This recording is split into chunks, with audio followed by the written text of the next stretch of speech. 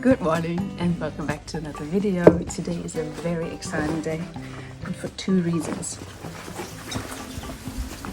Number one, do you hear that? That is called rain. We had our first good rains of the season. And you know what that means. You probably don't, do you? How much do we get? Yeah, it's about halfway, which is pretty good. So that should see us through the winter. That should see us through the summer. Last year we ran out of water. We had to order from town twice, I think, maybe even 3 times. We had to order water so we could shower and do our dishes and all of that. Exciting news number 2, I got mail. And because we live remotely, the mail doesn't get to my doorstep. It only gets here 95% of the way. And there's now 2 places where it can be. It's either in a collective mail room that all our neighbors use, which is like 2 minutes from here, or it could be at the post office in town. And between you and me, I'm kind of hoping it's at the post office because that means we need to go to town, and that also means we can get breakfast in town. So fingers crossed.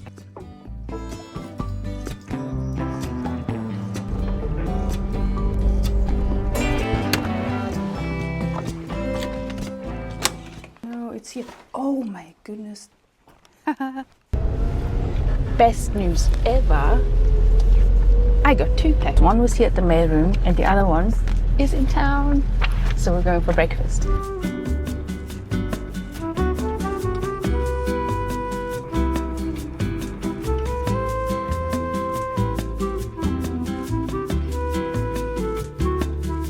I'm gonna hop.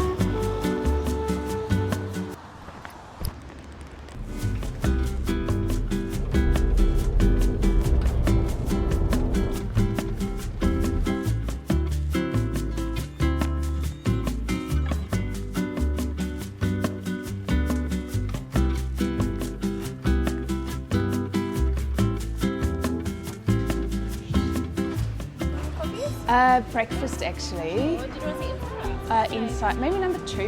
Is that right? Yeah. I also have one of the coffee cards, which I can't find today. Don't worry. It's okay. It's all right. If you find it, just bring it over. No worries.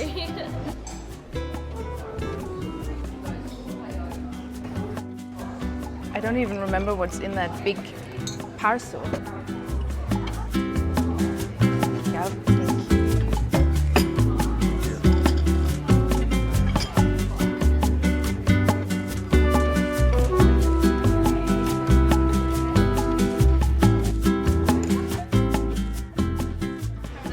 Yeah, you too. Now that the sun's shining. Yeah, beautiful. So good.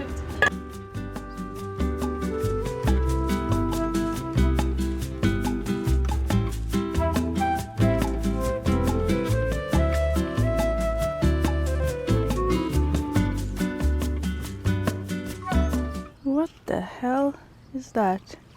There's so many. Any marine biologists, please leave a comment. Look, I mean, that's alive. That's the underside of a slug, and that's like the top of it. It's alien invasion. They're taking over now. Yeah, look at that. Ooh. Bit gross, isn't it? Nature, huh? Shem, put it back in the water. No, touch that bit.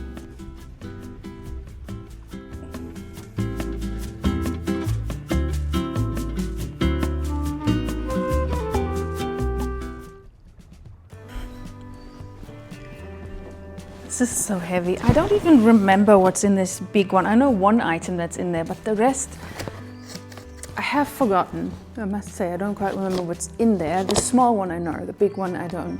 It's going to be a big surprise. But I have decided that I'm not allowed to open this just yet. I'm going to get some work done first, and then this It's like a reward. Okay, 2 things we're doing today. The first one is I'm about to re-release my free novella, One Wild Ember, which is the prequel story to my upcoming witchy fantasy trilogy. I had already published this. If you have watched my stuff before, you know that I had published this novella already last year, but now it has a brand new cover. If you're new here, by the way, I'm a fantasy author and I live in Western Australia in a remote cabin. Today I need to get this novella ready. I'm using a company called Bookfunnel for that. I'm not affiliated with them or anything, but I just really love the service that they provide. They are an essential for indie authors such as myself. Also, I'm going to show you the cover, the brand new cover, because I love it. So whenever I get a new cover, I get so excited that I make it my background. Ta-da! Look at that. So my witchy trilogy is about two witch sisters who must bring down an ancient oligarchy and save the roots of witchcraft and Mother Nature. And so this prequel novella is written from the point of view of Sophia/Ember, who is this outrageous, rebellious witch who runs her own nightclub in London called the Pink Cauldron. And writing her is so much fun, and I really think she speaks to a lot of our female rage that has been building recently, and she does all these outrageous things that we as women might not allow ourselves to do. So she is hilarious, she's so much fun, I love her to bits, and I also didn't realize how timely this story is and how timely this character is and how timely the color pink is. So I know why I chose the color pink as one of her defining features, but last week Democratic women in American Congress wore pink as a sign of rebellion against the current administration. And when they were asked why they're wearing pink, why they chose the color pink, they said because pink is the color of power and protest. A nice confirmation bias why I chose this color and what I wanted to get across with this color choice. Pink is very popular right now with witchy, female rage, rebellious reads. One of my favorite books ever, Wayward, is obviously all about pink. This is the Australian version, but there is another version that's even more pink than this. There's also a lot of other books like these ones here that are making use of the color pink. So you don't have to be afraid of pink. I always used to be a woman who was proud to say, I'm not a girly girl and I don't wear pink. And honestly, pink is not my color. It doesn't go with my skin tone and whatnot. But for this book, pink just had to be the color of choice. By the time you're watching this video, the novella will be out. The link is in the description below. So if you sign up to my readers group, you get this book for free. You can also order a print copy. The link is also down below. Then you can have it on your bookshelf, this amazing, sexy cover. I actually need to order my author copy today, so I'm gonna do that as well. I am trying to get away from Amazon more and more, not just as an indie author, but also as a consumer. For example, the things that I ordered online, I didn't order them from Amazon. Those products would have been available on Amazon, but I specifically chose an Australian-based company to get away from Amazon. I'm very grateful for them. What they're doing for indie authors is incredible, frankly, and a lot of self-published authors wouldn't be able to make a living without Amazon. But it is quite scary to depend on them as much as I currently do. So that's one of the goals, to get away from Amazon. So if you want to do me a favor, don't order on Amazon. Order the book, but don't order it on Amazon.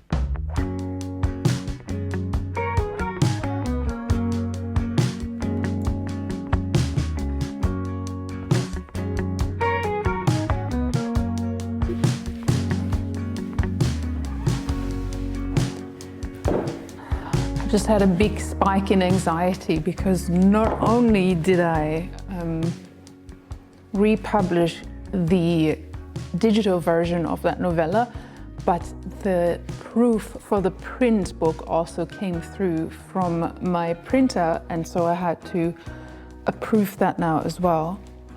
And that's one of my least favorite things to do. There will be an actual product and I can't deal with the pressure. So even more reason to reward myself now.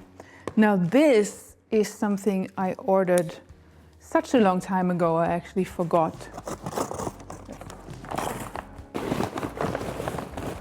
Oh, I forgot about this one. That is very cool. Goes on now. Oh yeah, fits better here. Who'd have thought?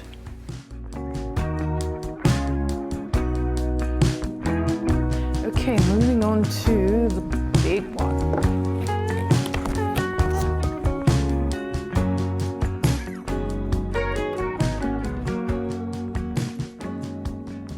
Is it weird that I'm more excited about the pots than I am about the dresses? I don't think so.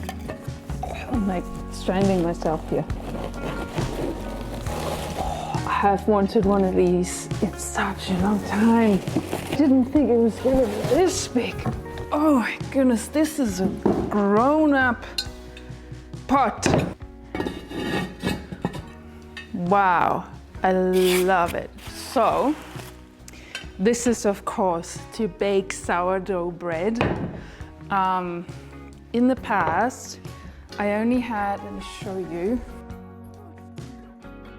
In the past, I only had this cutie here, which does the job. It was from BCF, which is a camping outdoor store here in Australia. And it is a camping oven where you can bake stuff on the fire. So that's what I'm gonna use it again for in the future.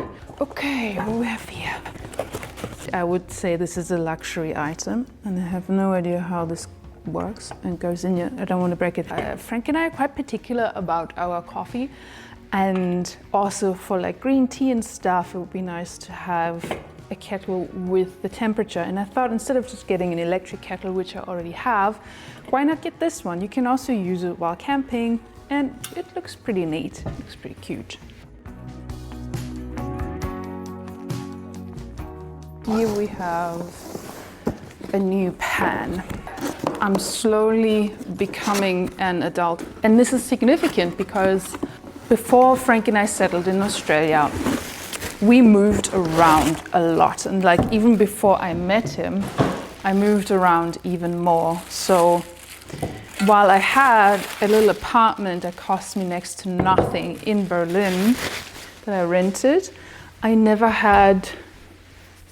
would never spend money on stuff like this. I would never spend money on furniture or whatever because I was traveling so much. This is gorgeous, by the way. And so now is the first time that I am actually investing in a home for the first time in my life. And this is very, very exciting to me. Community, friendships, settling in one place and having furniture and having a home. I compromised on that for quite a long time.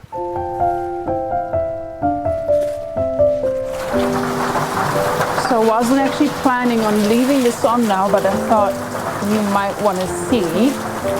The green dress I absolutely love. It's super comfy, it has pockets. The red one I'm not entirely sure about yet. It's not something I would normally wear. But while I was getting dressed, another thought occurred to me. I might regret filming this out here for the sound, but I just absolutely love the rain. It's the first big rain of the year and all the birds are out, so I'm gonna risk it. But yeah, while I was getting changed, I was thinking some more about having moved around a lot and the cost at which that came. And that is something that I have contemplated quite a lot lately, now that Frank and I have finally settled in one place. My mum asked me about this a lot, and she always asks, doesn't it bother you that you don't have a circle of friends, a community, or a best friend? And I have thought a lot about whether or not that should bother me, because the truth is I don't have many friends. I have some friends, and it's not that I don't want to have friends, it just simply hasn't happened for me. It really is, it's such a cliche, but it is true that you need to learn to love yourself first before you can love other people. And it's not that I hated myself, but I always felt like I was in the wrong place.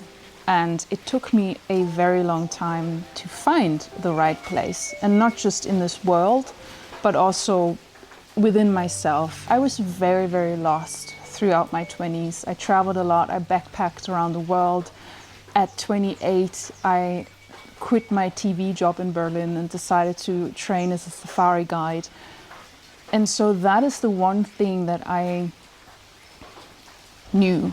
In my mid-20s, I knew that what I wanted most was to be in nature. I was craving nature, and so I made this really crazy decision at the time to go to South Africa for a year and train as a safari guide. And that changed everything. I always say that was my life before the training and my life after that, for so many reasons. One of them being that I met Frank and the love of my life, and that's obviously how my life changed. And I met a lot of great, fantastic other people during the training, and they would be the first ones, if they watch this, they would be the first ones to say, "What do you mean you don't have friends? I'm your friend." And you are. So are some of the people who are still in Germany. I think society likes to make us, I can only speak from a woman's perspective, but I feel like that society is really trying to make us feel bad for the fact that we don't have a bestie, or that we don't have a tight circle of female friends. You'd be so lucky to find a best friend. And for me, that just hasn't happened. And for a while, I was sad about that.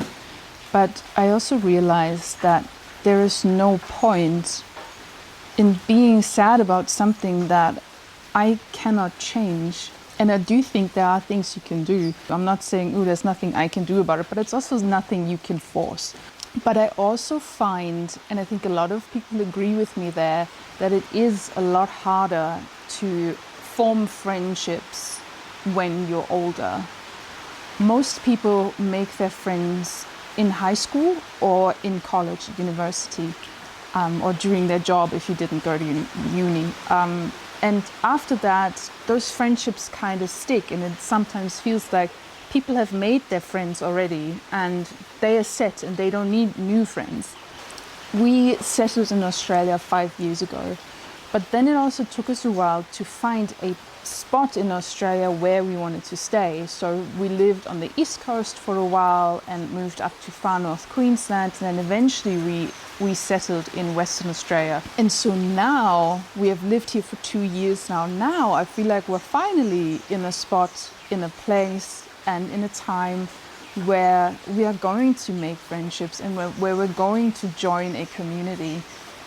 But having said that, when you're in your 30s, it is a lot harder to find friends, to make friends. Comment if you agree. I'd love to hear your thoughts on this. But even though we have settled now, oh, the rain is really picking up now. I hope it's okay with the sound.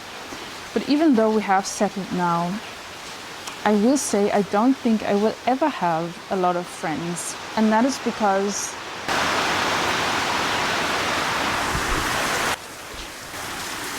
I just had to check on the sound there. I'm really not sure. It is bucketing down, but we're in it now. And whatever happens, I just have to fix it in post-production. So yeah, while we have settled now, I don't think that I will ever have a lot of friends, and that is because I'm an introvert. I enjoy spending a lot of time alone in my own thoughts. Simon Sinek said, extroverts charge their batteries while being social. Introverts charge their batteries while being alone. I only have so many energy coins to spend in a day. That's how he puts it. And so I need to be really conservative with my coins. And I get new coins, new energy coins when I spend time alone. Whereas extroverts get new coins while they're social. So if you don't know which side of the coin you fall on, that is a great test. Where do I get my coins? Where do I get my energy from? Is it when I am with people, or is it when I am alone? I'm also a writer. Most of my time is spent up here in my own head with fictional characters, having conversations with people who don't exist. And I enjoy that. I enjoy thinking big thoughts. I enjoy being in nature, and that is why we live out here. I'm actually getting wet here now. We're going inside. The water tank will be full after this. Very excited about this rain. That is great news. Right, now where were we? Another important point I wanted to make is that also it's not like Frank as my husband is now filling all the roles that I don't have someone else for. It's just that we are both introverts and we're both very happy with spending time in our own heads or spending time quietly in nature, and that is why him and I are so perfect for each other. But so the point I'm trying to make with this video is, if that's you, if you feel like you're despairing over not having many friends or maybe not having any friends at all, first of all ask yourself if that is something that is actually bothering you, or if that's something that you feel like you should be bothered about. The same goes for wanting to have kids, for example. That's something I struggled with for years to come to terms with, whether or not and what was going on inside of me. And it was actually crazy to me that I didn't know if what I was feeling was coming from the pressure society puts on me or if it's what I actually want. That I stopped beating myself up about something that I cannot currently change.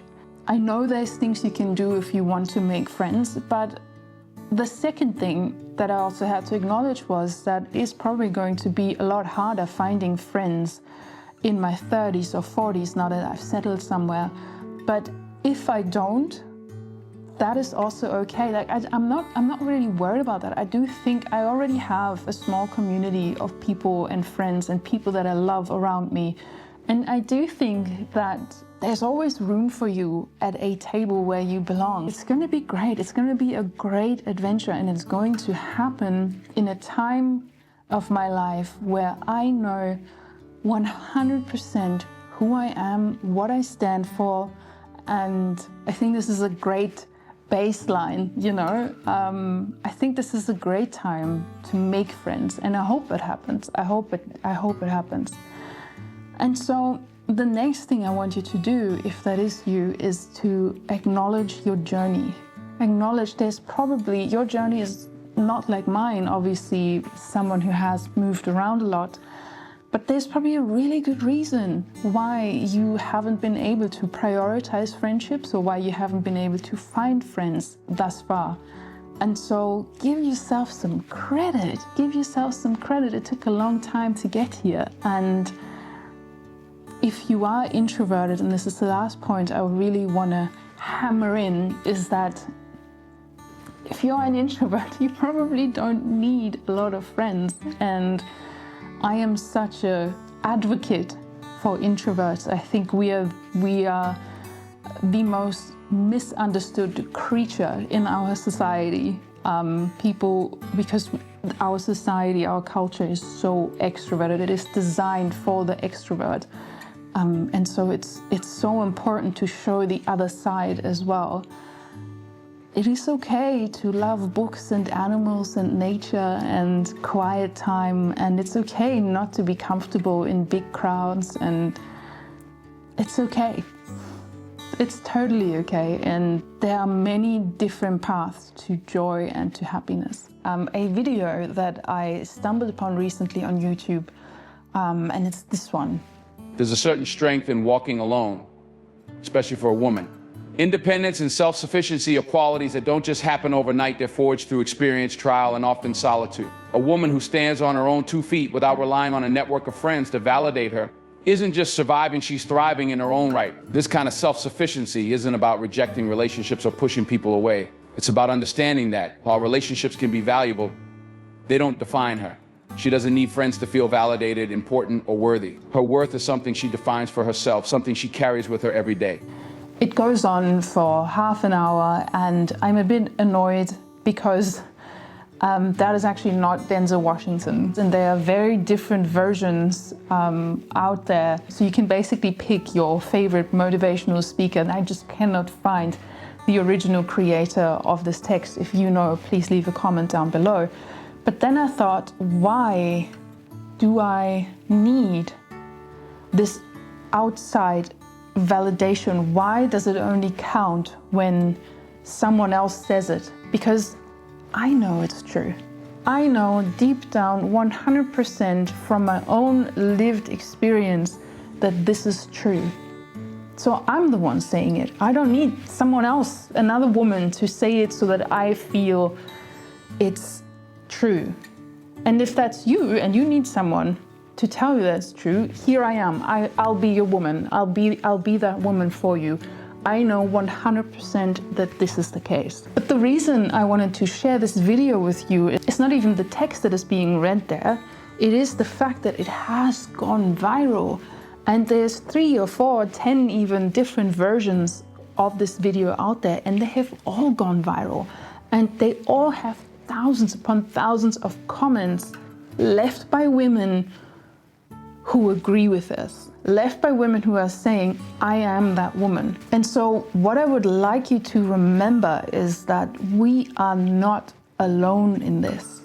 We are not strange, we are not pathetic, we are not weirdos for living a solitary life. We are not sad or pathetic, we are pretty badass actually. And maybe, just maybe, it's this society which is pretty outdated and needs a desperate update, but that's another topic. Maybe it is this society that wants us to feel like something is wrong with us, that wants us to feel like we're the odd ones out. Because a woman who is comfortable in her own skin and a woman who is comfortable all by herself is a woman who is a lot harder to control and a lot harder to manipulate. Finding love and joy and strength within yourself is the most revolutionary thing that you can do. And I, for one, I also think there's so much hope in the fact that there are so many women out there who have come to deal with their shit and who have come to terms with who they truly are and have come to stand in their own strength and in their own power. And now it is just a matter of finding one another. I really think that the best is yet to come, and there is a lot that we can expect for women who are entering or who are already in their second half of life. Because we have learned our lessons throughout our 20s and our 30s. We have learned our lessons and we have learned to know and love ourselves. And so the next step is to find our community and to organize, and then we're going to take over the world.